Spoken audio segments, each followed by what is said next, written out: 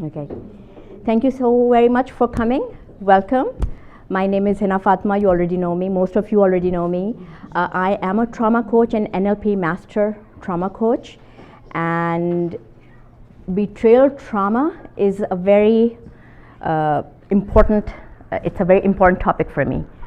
I feel a lot of people suffer from some form of trauma, but they're not able to get the help that they need because they don't feel safe. It's very personal. They don't want to talk about their personal grievances, whatever it is. And a lot of times we think that betrayal only has to do with our partners, or it has to do with our intimate relationships, and that's not the case. So betrayal trauma can begin with childhood abuse, childhood trauma, where you felt violated, where you felt you were treated unjustly by a parent, by a friend, by a relative, by your siblings. I have cases, I have clients where siblings have issues, they have problems, they don't get along, and then people, they develop this sense of insecurity and the sense of that they're not good enough. So, so that's why I work with betrayal trauma.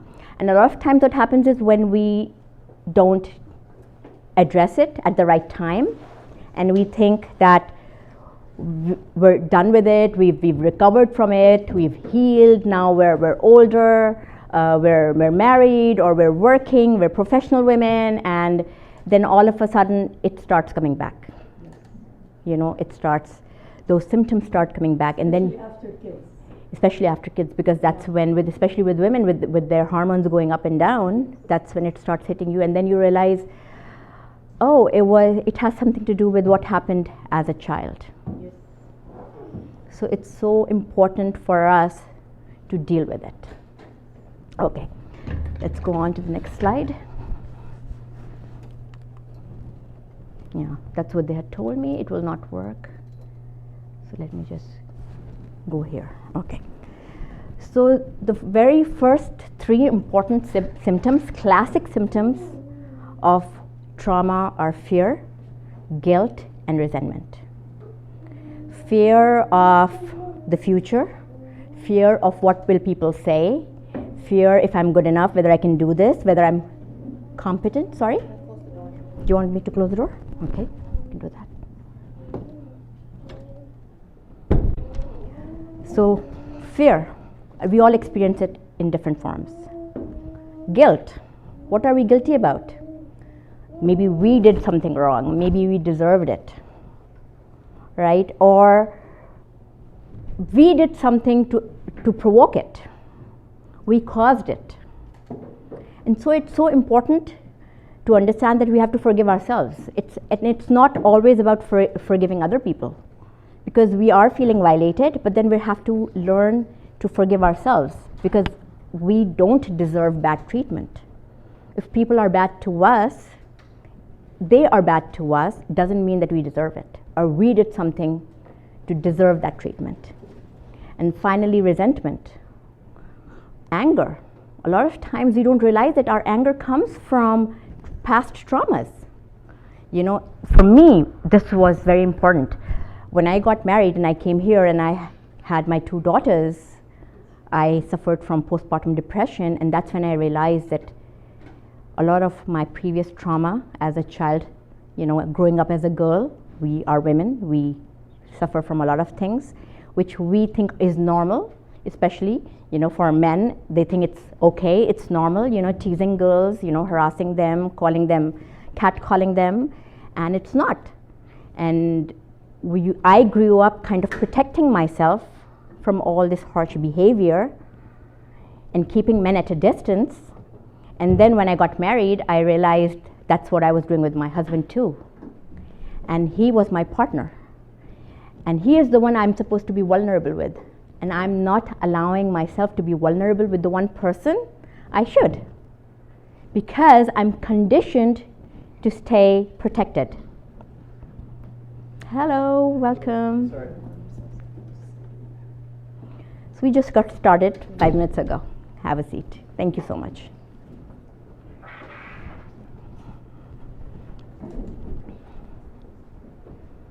So it's not like because we have our period, we are up and down.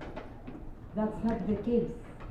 So it adds to it, okay? So when you have your hormones go up and down, it adds to it. But the thing is, we still need to heal. Yeah. We need to get over from whatever is keeping us, holding us back, okay? So right now, we just started, and so I was talking about fear, guilt, and resentment. These are three very classic symptoms of trauma.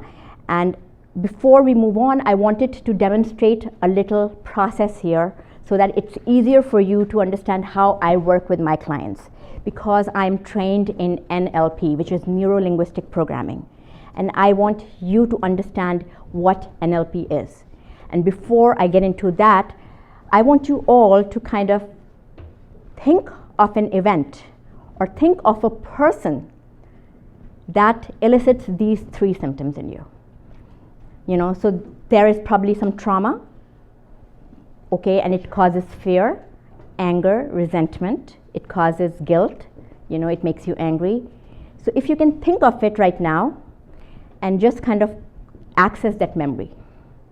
And you will notice that every time we think of something, all the way we think, the way we access our memory, it always shows up in the form of either a picture or a movie in front of us. So now that you're thinking of that person who traumatized you, and you're thinking of that person and that event, I want you to see how you notice it. Where do you see it in front of you? Do you see it in front of you? Do you see it in the sideways? Is it a big picture?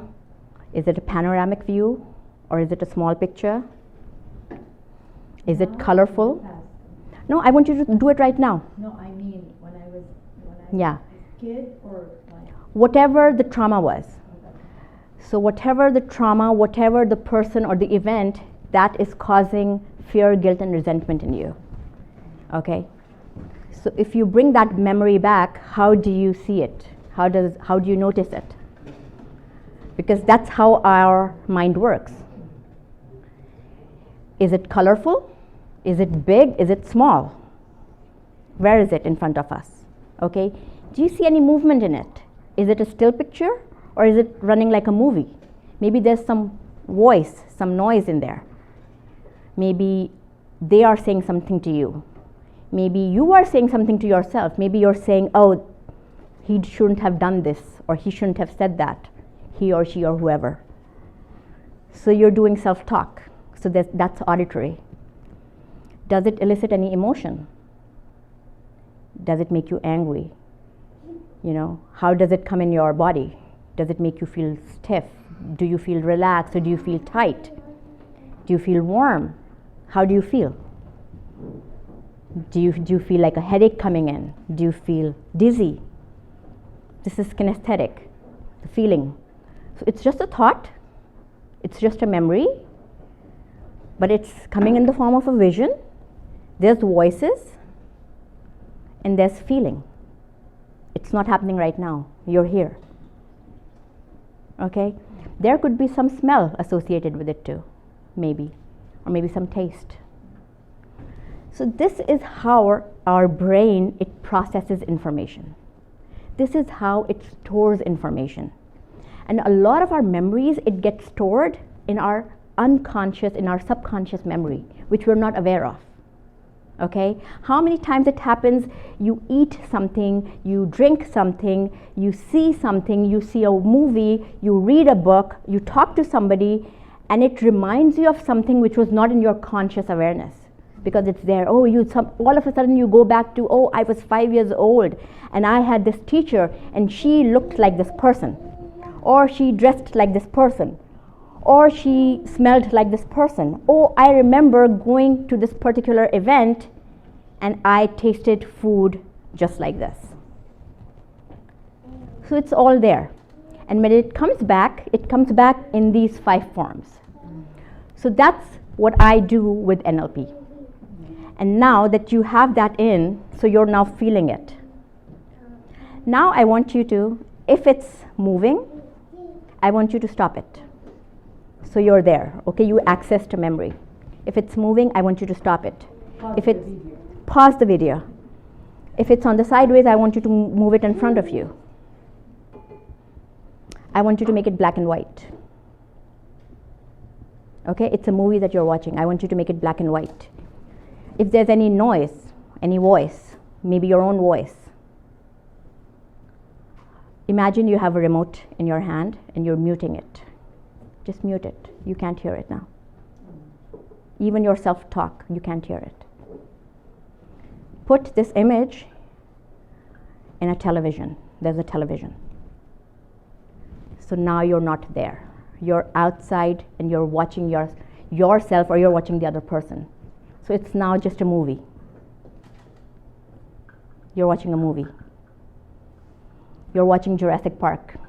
There's dinosaurs there. And it's scary. It's traumatizing. Right? But it's a movie. It was a reality 10 years ago, 5 years ago, or even 5 minutes ago, but it's not your reality now. Put it in that TV, make it black and white, make it blurry, make it dull. It's a black and white movie you're watching. You can't see it, it's very blurry, you can't hear the voice, you've muted it. And now I want you to move that television set, say 100 feet away, 100 yards away from you. And slowly it's going further away from you. Now it's at the horizon. It's very small. It's very far off. That person, that event is in that movie, black and white, blurred, very small, far off. Imagine there's a rocket ship in there. Put that television in the rocket ship. 5, 4, 3, 2, 1. Blasted off to Mars.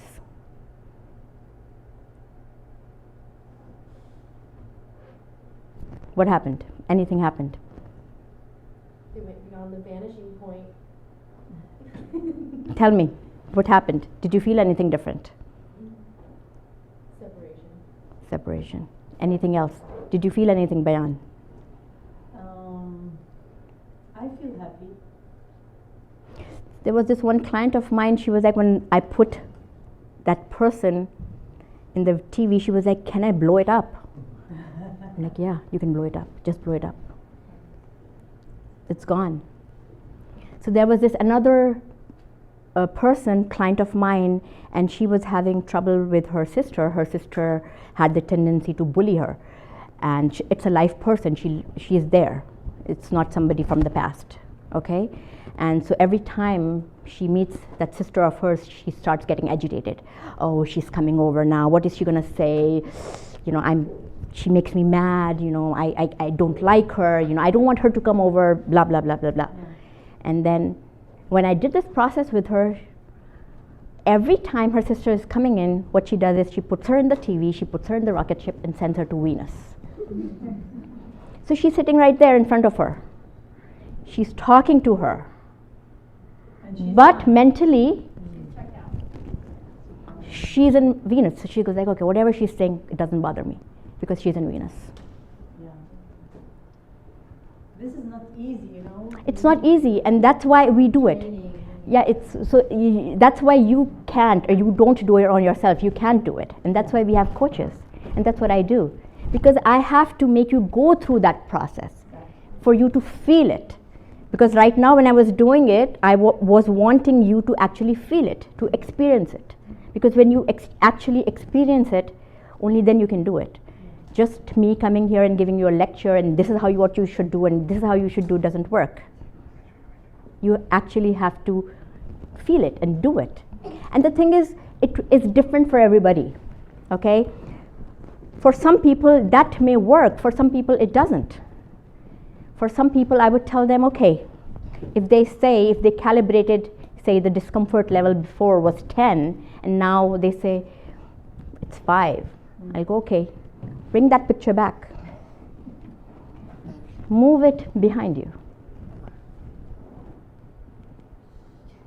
So this is just one process. It's called submo swap. And I just demonstrated, so there are multiple processes. So now coming back to NLP, what I do. Neuro-linguistic programming. Using your language, your words, to change the way you think, to change your belief system, to change the way you process information. And that's what NLP is. And so there were these two people, John Grinder and another one, sorry, not remembering the name right now. So these two, they came up with NLP and they created this multiple processes, okay? And these processes you can apply to change the way you're feeling. Okay, and that's what I do with NLP. Okay. So coming back to trauma, classic symptoms of trauma, as I said, fear, guilt, resentment. Then you have self-doubt, negative self-judgment. You know, a lot of us do that all the time. We're self-critical, low self-confidence, recurrent negative emotions. We don't know why we're feeling that way. We think we have depression. We think we have mood swings. We think we have you go to a doctor and they tells you, oh, you have bipolar or you have a personality syndrome. But the thing is, these things are normal. Feeling angry, feeling anxiety, feeling sad, these are normal, you know. If I say I don't want to be sad at all, it's not possible. If somebody passes away in my family, God forbid, it's not normal for me to be happy. It's not right. I have to be sad. You know, that's how it is. You know, if somebody says something which is against what I believe in, or they say they misbehave with my child, or they misbehave with me, it's very natural to be angry. If I'm not getting angry, it's not normal. So where's the point? I mean, when it starts interfering with your daily life, when you cannot function like a normal human being. You can't deal with it. Yes. So our life is never straight. It never goes in a straight line. Ups and downs. And we have to choose for how long we want to stay down. Exactly. Do you want to stay down for an hour, 5 hours, 5 days, 5 months? You get to choose. And you get to change, and you get to create your reality. So there is this one example that I give a lot, you know. So there was this father who was an alcoholic. Probably I maybe gave it to you already. And he was very mean to his children, and he had 2 twin boys, and they raised up in the same family. And when they grew up, one of the boys became a very successful businessman, and the other one, he was just an alcoholic like his father. He was in that victim mode. He didn't do anything. And when somebody asked the businessman, what's the secret behind your success? And he said, my father was an alcoholic. And when they asked the other one, why are you in this state? He said, my father was an alcoholic. So both raised in the same household, but the other one was like, I choose not to be like him. And he chose better. The second one, my father beat me when I was young. You know, my father never taught me. I was unfortunate. He wanted to stay in that victim mentality. He liked it. That was his comfort zone. He liked getting the attention that way. As a child, it's okay. As a child, when a child throws a tantrum, we go and we hug them. But when you grow up and you throw a tantrum, nobody wants to listen to your tantrum. Well, you take care of yourself. You know, they will only listen to your story once, twice, and thrice, and then they want you to grow up. They want you to take charge. Right? So we have to take charge. So we have to block those thoughts. And we have to, if something is bothering us, we need to block it. And again, it's a story. I talk about this so many times. Everything that's happening to us, that has happened to us in the past and is going to happen to us in the future, is a story. Okay? So say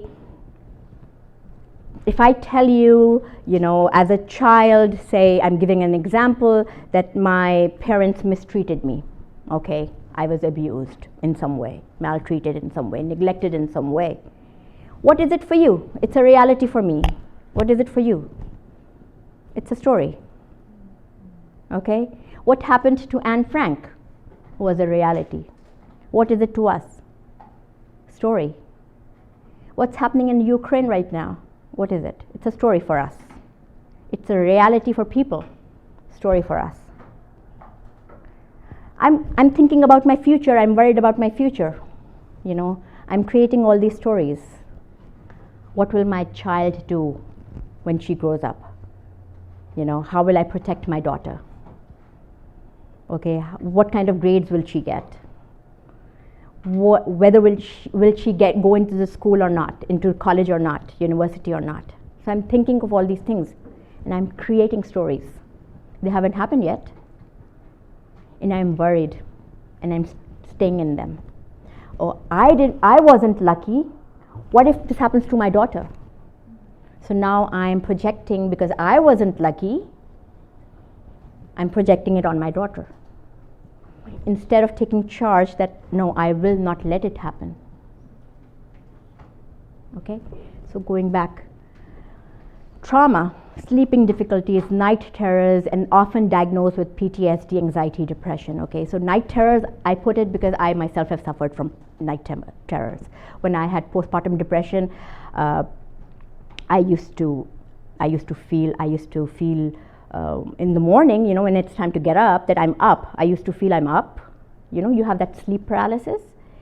And I used to feel somebody's touching me or somebody sitting next to me. Sometimes I would see my mother. Sometimes I would see my sister. Sometimes I would see my cousins, because I was lonely. I was alone. And I just had a delivery, So I used to feel I couldn't move. And I'm trying to get up. So consciously I'm up, but I'm still sleeping, and my body wouldn't move. So I've suffered it myself, and I know it's real. But so it's not necessarily that you may have sleep paralysis. That's my experience. But people have difficulty sleeping. They have flashbacks. They have nightmares. And then betrayal trauma. So when you add codependency, fear of abandonment, and dysfunctional relationships, then I put it betrayal trauma. And why do I call it betrayal? Because when do we feel betrayed? We feel betrayed when we feel violated in some way, when we feel we've been treated unjustly, unfair. That's what betrayal is.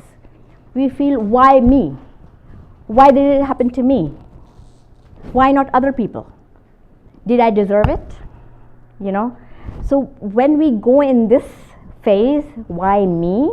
And it's maybe my fault, or maybe I deserved it, there's betrayal trauma. And when you do that, what happens is, because you don't trust yourself, you're seeking validation from other people, your partner, your friends. Unless my partner approves, I can't make the right decision. What he's saying is right. You don't trust yourself. Fear of abandonment. What will happen if he leaves me? What will happen if I lose this job? What will happen if things don't turn out the way we want it to turn out? That is life. You can plan 1,000 things, but it may not turn out the way you want it. You want certain things. I want certain things for my family, but again, there are things that are not in my control. I may want to go back home when I get out of here. I don't know. I may not. Something may happen. I may get tied up. There may be traffic. There could be an accident out there. Something not in my control. So it's so important for us to know what's in our control and what's not. And take charge of what's in your control and let go of what is not. Okay? Betrayal trauma. What causes it? Childhood abuse, neglect, bullying, witnessing or being part of dysfunctional or broken families, loss of a loved one like a parent, sibling, spouse, child, best friend.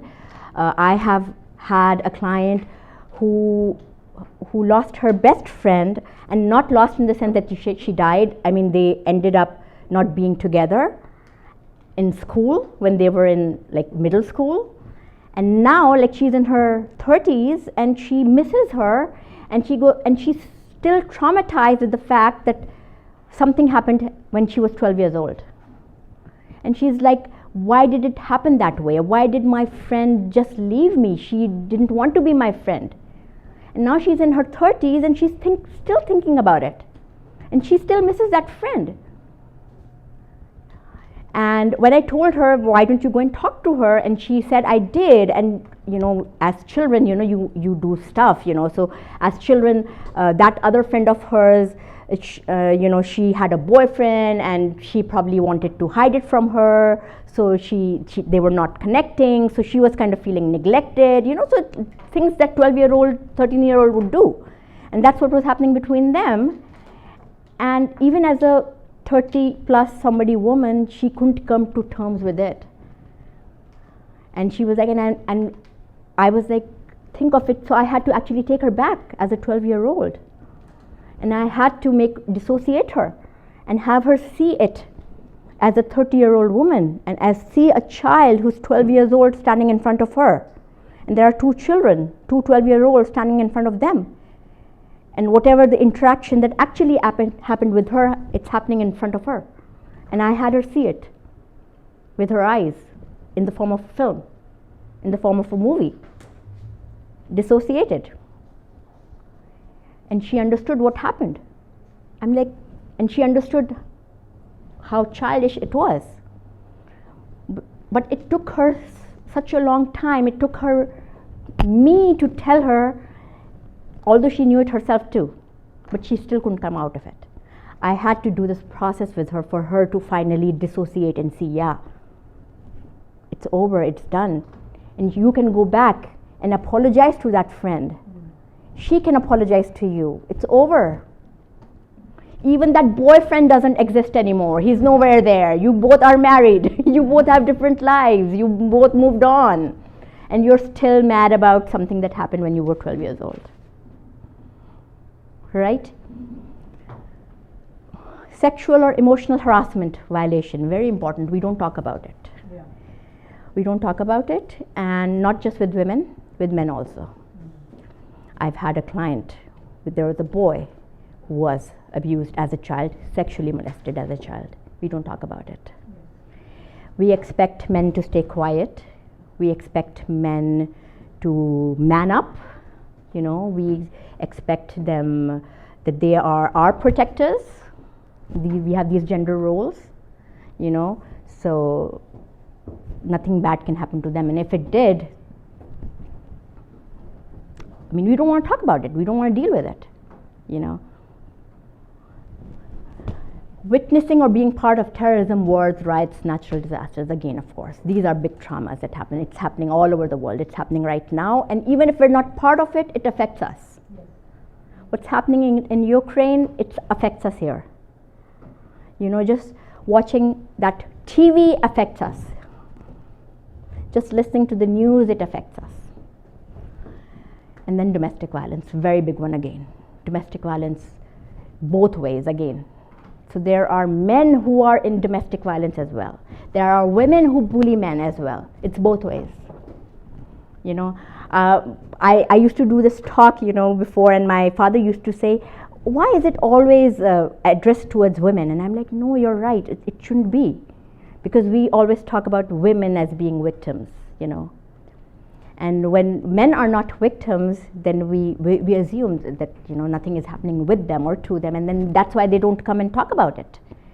You know, they become abusers because they were abused. You know, they become tyrant because something bad happened to them, because they were betrayed too. They were violated in some way too, not necessarily sexual, but they were violated in some way. They were mistreated some way. If we women can get angry because we were treated unjustly, why can't men? Why can't we give men this benefit of doubt? You know, why is it that we're all the time saying men do not have the right to get angry? If they do, then that means they're just evil, or they're just narcissistic, you know. It's so easy for us to say men are narcissistic when they're trying to control us, you know, and a lot of times they're not. All right? So, betrayal trauma, and then of course some statistics of what people end up doing if they've had trauma. So 15%, 15 times more likely to commit suicide. That's a lot. That's a lot. And especially here in US, we have children committing suicides because they were bullied. 2.5 times more likely to smoke tobacco and weed now that it's legal. 3 times more likely to have serious job problems, of course, because they don't get along well with people. 3 times more likely to experience depression. 4 times more likely to become an alcoholic or have relationships and inject drugs and go on antidepressant medication, and they're absent from work. Okay? So if this is what our society is going through, is it a functional society?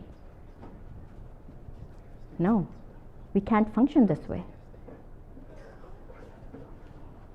So we need to heal. And that's why I'm here. And so to end it, I will end it with that we are responsible for creating our own reality. Each one of us is responsible to create our own reality. A lot of times we think we don't have a choice. I hear a lot of people come to me and say, I don't have a choice, I'm stuck in this situation. Well, when you're not giving yourself a choice, that is also, you are limiting yourself, because you still have a choice. You still have a choice to get out of that situation, of that sticky situation you're in. You can run away, you can ask for help, you can go somewhere, you can train yourself, get the new skills that you need. There will always be somebody to help you, but you have to be willing to get that help. If you're not willing to get that help, then you're like, oh, I'm stuck. I'm stuck because of my children. I'm stuck because of my parents. I'm stuck because of my in-laws. I'm stuck because of my job. I'm stuck because I have to pay these bills. No, you're not stuck. You can find other ways. There are ways. You can find them. You can create them. You may need to learn something new. You may have to ask somebody to help you find that path, but it doesn't mean it doesn't exist. So that's the end of the presentation here. And so I am a trauma coach. I go by the name Heal with Hina. You can find me on the website there. So I do 60 to 90-minute sessions, one-on-one. That's what I'm doing. Why 60 to 90-minute sessions? Because it takes that long to work with you. I've worked with therapists for 30 minutes. You go in and you tell them your story, you relive the whole experience, you become upset, you become activated, you become angry, you become emotional, and then they say, it's time to leave. We'll talk to you next week. You went in smiling and you come out crying. You go in couples counseling, I've done that, and you come out fighting. Why did you say that? Why did you say that? Why did you do this? You know, so they, instead of helping, they aggravated the situation. And I don't want to do that. And that's why I give time. I want to give you time. Okay? NLP techniques, I'm trained in NLP. So NLP, there's a basic course and a master course. So I'm a master practitioner. Your safety confidentiality is of prime importance again. And then yes, so I did forget to mention in the start, I am a doctor. I am a foreign medical graduate from Pakistan, but I do not work here. I do not practice here as a physician. I work here as a coach, and that's what I am. So I do not claim to be a therapist or a doctor or a psychiatrist. I'm not treating you, okay? As a coach, my job is to help you find pathways to lead a good life, the life you want to live, okay? What does a coach do in a soccer match? They don't play the game. They guide you. They make sure the players are fit. They make sure they're ready. They know how to play the game. They know this is the goalie's strength. This is what the goalie is going to do. This is what offense, defense, whatever the games are. They make sure everybody knows how to play, and the player goes in and plays their game. They will never expect the goalie to go and play defense because that's his skill set, right? And the coach will never go in and play the game. So I am not playing the game for you. I'm not telling you what to do. I am helping you figure out what your strength is. So you want to be happy in life. I'm helping you figure out what makes you happy, because what makes me happy may not make you happy. My definition of happiness is different. My definition of success is different. Right?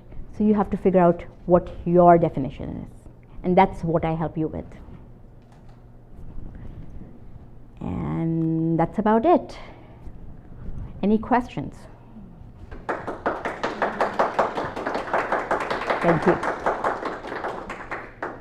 So this is my information. I do not have a business card. You can maybe take pictures here.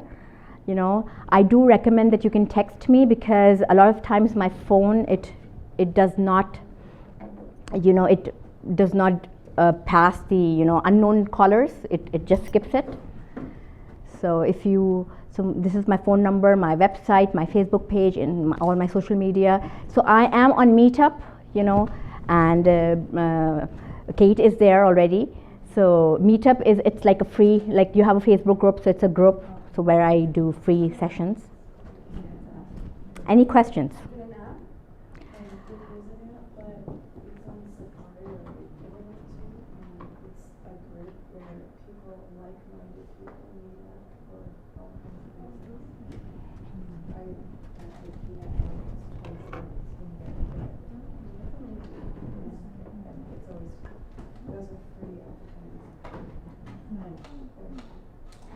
So if we want to take an appointment with you, you have an office? Oh yes. So I do have a form here. Okay, I'll just pass it along. Okay. So it's a feedback form I created. So if you're interested, you can just kind of fill it out, and I'll reach out to you. Okay. So as of now, I'm doing it on Zoom. Okay. But if you want to do one-on-one, we can do that as well. Thank you. Thank you so much. You're welcome. So, can I ask you about the flashback? Mm-hmm. You said like flashback. Can you explain